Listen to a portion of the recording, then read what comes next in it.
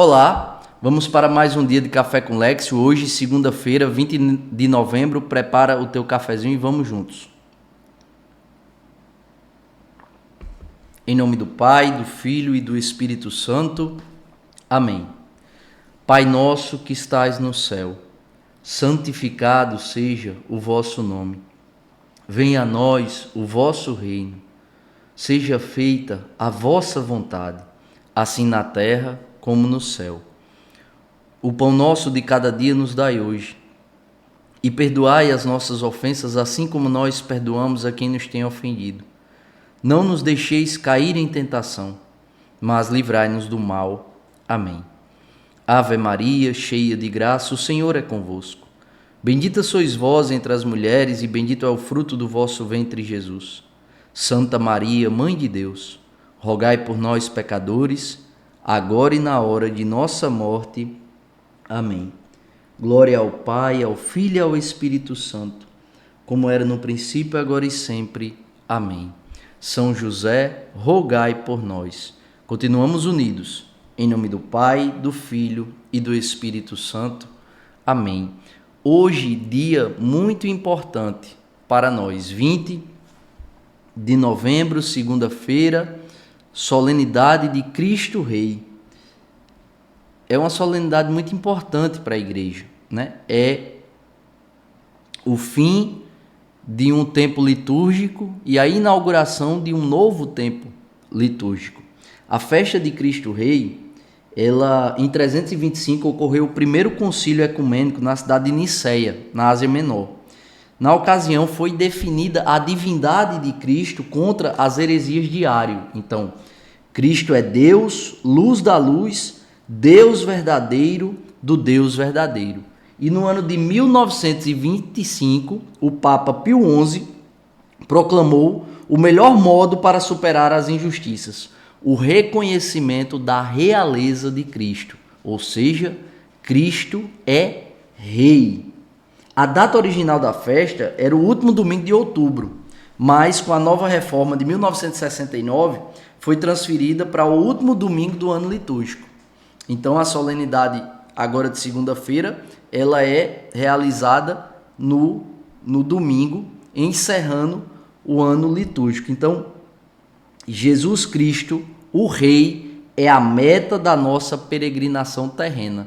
O encerramento do ano litúrgico encerra também, representa esse encerramento da nossa peregrinação. E a Igreja Católica aqui é a Igreja peregrina, que caminha rumo ao céu, né? Para viver na Igreja triunfante. Então, Jesus Cristo, o Rei, ele é a meta da nossa peregrinação. E os textos bíblicos, eles mudam em todos os 3 anos. Ano A, ano B e ano C, para que a gente possa conhecer plenamente a figura de nosso Senhor Jesus Cristo, que é Rei. Hoje, a liturgia, primeira leitura do primeiro livro dos Macabeus, capítulo 1, versículos 10 a 15, depois pula para o 41, vai até o 43, depois pula para o 54, vai até o 57, depois pula para o 62 e vai até o 64. Naqueles dias brotou uma raiz iníqua, Antíoco Epífanes, filho do rei Antíoco, estivera em Roma como refém, e subiu ao trono no ano 137 da era dos gregos. Naqueles dias apareceram em Israel pessoas ímpias, que seduziram a muitos, dizendo: vamos fazer uma aliança com as nações vizinhas, pois desde que nos isolamos delas, muitas desgraças nos aconteceram. Estas palavras agradaram, e alguns do povo entusiasmaram-se e foram procurar o rei, que os autorizou a seguir os costumes pagãos. Edificaram em Jerusalém um ginásio, de acordo com as normas dos gentios. Aboliram o uso da circuncisão e renunciaram à aliança sagrada. Associaram-se com os pagãos e venderam-se para fazer o mal. Então o rei Antíoco publicou um decreto para todo o reino, ordenando que todos formassem um só povo, obrigando cada um a abandonar os seus costumes particulares. Todos os pagãos acataram a ordem do rei. Inclusive, muitos israelitas adotaram a sua religião, sacrificando aos ídolos e profanando o sábado. No dia 15 do mês de Casleu, no ano 145, Antíoco fez erigir sobre o altar dos sacrifícios a abominação da desolação. E pelas cidades circunvizinhas de Judá construíram altares. Queimavam incenso junto às portas das casas e nas ruas. Os livros da lei, que lhes caíam nas mãos, eram atirados ao fogo depois de rasgados. Em virtude do decreto real, era condenado à morte todo aquele em cuja casa fosse encontrado um livro da aliança, assim como qualquer pessoa que continuasse a observar a lei. Mas muitos israelitas resistiram e decidiram firmemente não comer alimentos impuros. Preferiram a morte a contaminar-se com aqueles alimentos. E, não querendo violar a aliança sagrada, esses foram trucidados. Uma cólera terrível se abateu sobre Israel. Palavra do Senhor, graças a Deus. Então, a primeira observação que eu quero fazer aqui, versículo 10. Brotou uma raiz iníqua, o filho de Antíoco, que ascendeu para ser rei. Brotou uma raiz iníqua. Aí no final do versículo 13, que os autorizou a seguir os costumes pagãos. O que é que isso vem nos ensinar? A narrativa disso aqui. Primeiro brota a raiz iníqua, né? Com esse rapaz que se torna rei. E já no seu reinado ele autoriza os israelitas a renunciarem à aliança sagrada e adotarem os costumes pagãos das cidades circunvizinhas para viverem bem, em harmonia. Perceba. Versículo 10. Brotou a raiz iníqua. Versículo 13. Ele faz essa autorização. Abandona a fé e faz o povo perder a fé. O que é que isso vem nos ensinar nos dias de hoje? Porque isso acontece nos dias de hoje. Mas vem nos ensinar que nós não podemos flertar com a infidelidade a nosso Senhor. Não podemos flertar com o pecado. A melhor maneira de vencer o pecado é fugindo dele. E como é que a gente foge do pecado? Primeiro, evitando a ocasião de pecar. O primeiro passo para fugir do pecado é evitar a ocasião do pecado. O primeiro passo para vencer o pecado é fugindo dele. Então nós não podemos abrir pequenas concessões, flertar com o pecado, flertar com a infidelidade a nosso Senhor. Por quê? Porque vai dar ruim. Porque vai dar errado. Porque inevitavelmente a consequência vai ser a queda. E aqui, este rei que ascende ao reinado, ele primeiro autoriza a seguir os costumes pagãos, depois ele edifica um ginásio, depois ele vai abolir as condutas de fé do povo judeu, do povo israelita, que renuncia à aliança sagrada, depois eles se associam aos pagãos e se vendem para fazer o mal.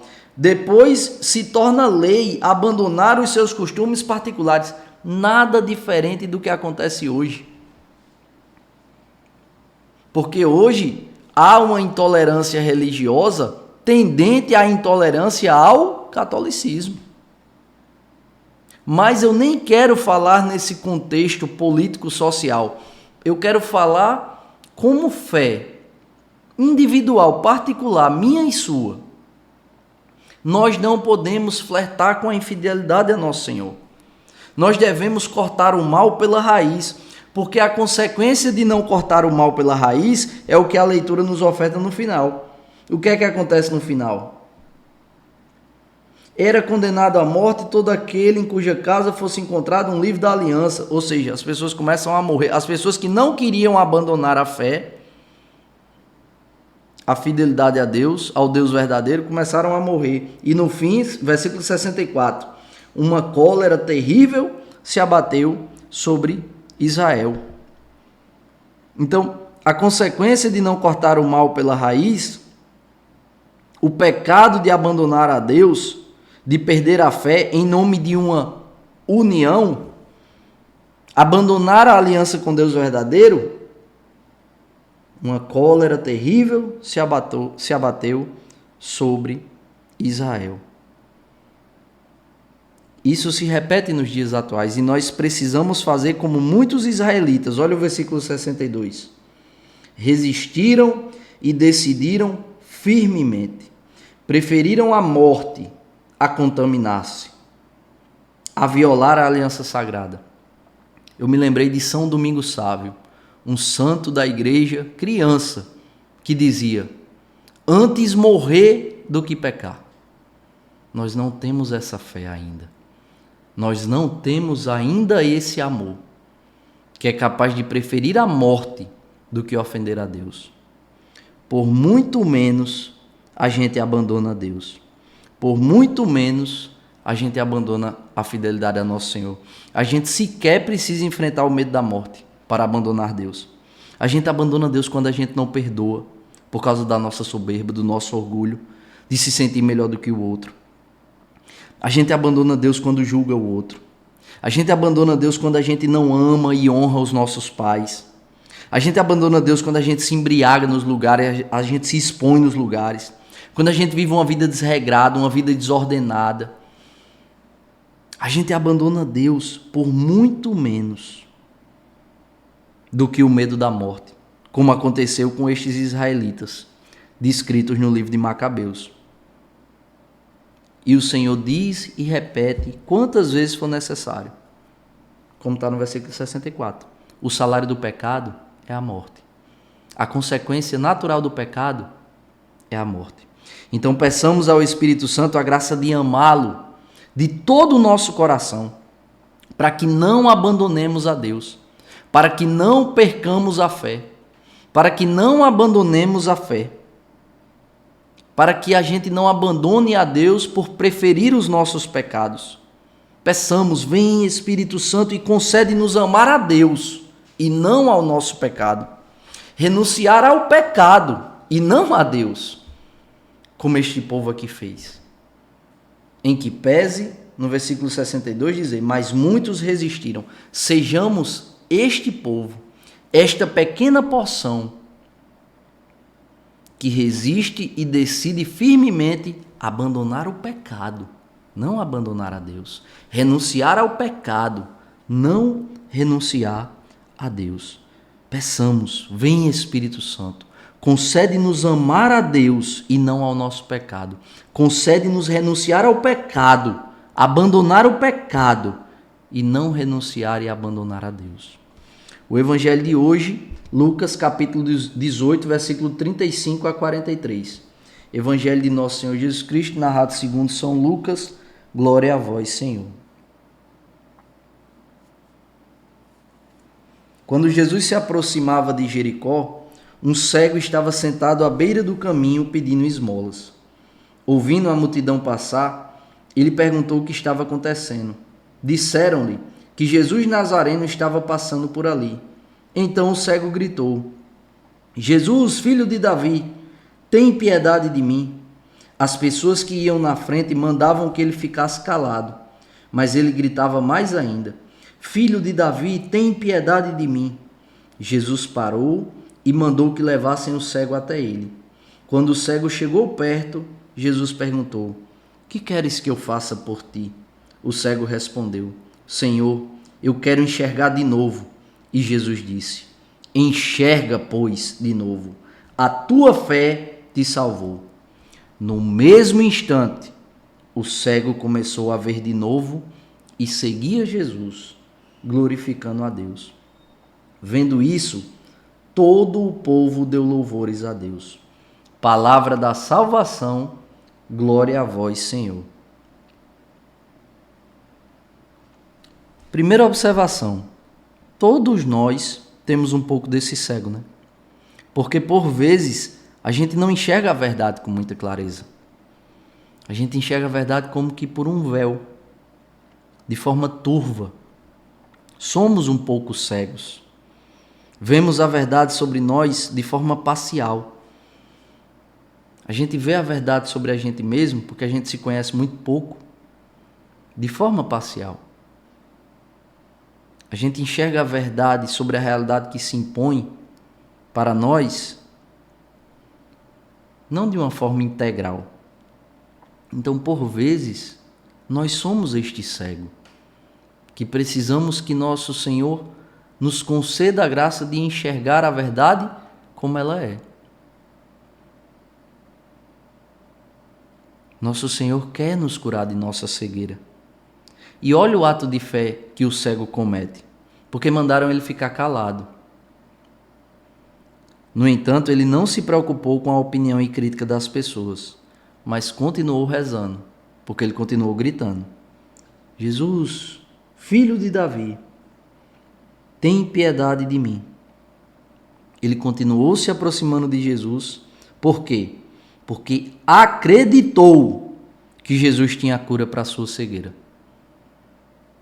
E nós precisamos acreditar, pôr a nossa fé em Jesus.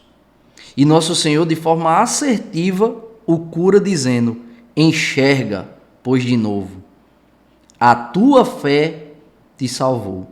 Precisamos pedir a Deus a fé desse cego de Jericó, que nos faz rezar apesar das críticas, que nos faz rezar apesar das palavras negativas, que nos faz acreditar em Deus apesar das inconveniências. E é na adversidade que a gente deve aumentar ainda mais a nossa fé, de que é Deus quem está no controle de todas as coisas. Ele é onipotente, Ele tudo pode, nele está a nossa cura, nele está a nossa libertação, nele está a solução para as nossas insuficiências.